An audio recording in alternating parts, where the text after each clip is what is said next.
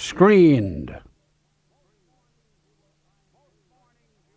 Most mornings you will find him perched on the ledge beside the library, where homeless men foregather in the sun like hungry crows along a fence, waiting for what they know by now will never come.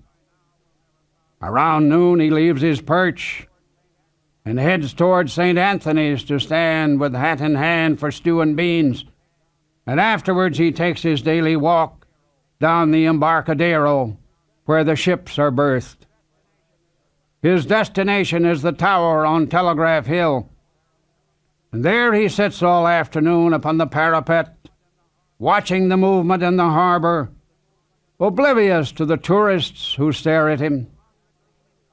Among the gleaming cars, the cameras, the sport togs, and the jewelry of elegant women, he strikes a jarring note in frayed and slept-in clothes, and people wonder why the police don't move him on.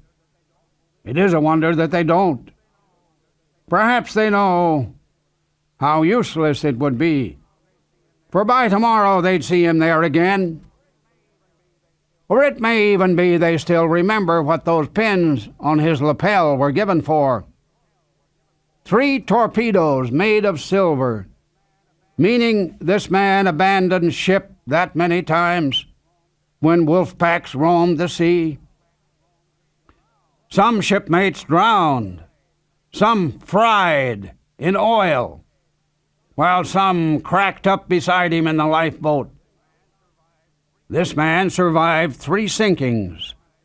His grateful country then awarded him 3 small torpedo pins for his lapel, and when the war was over, reviewed his seaman's papers secretly and put him on the beach. Informants who, for reasons of security, must remain anonymous, avouched that subject was suspected of subversive leanings by his captain on one voyage, and was reported to have said he'd like to visit Russia. Subject also was alleged to have been prematurely anti-fascist. It was believed he'd had a hand one time in hauling down the Nazi swastika flying from a ship in port, for which police had clubbed him. And so the gold braid screened him off the ships.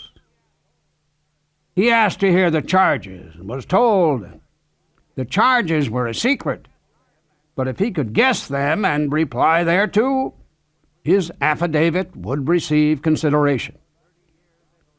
30 years at sea were thus, without redress or legal process, ended. And since the man possessed no property or trade beside the skill of seamanship, he became the public pauper whom we observe. He sits upon the parapet and follows with his eyes a ship, long, gray, and fleet, that through the Golden Gate makes way toward the open sea. The sunset burnishes the silver pins on his lapel.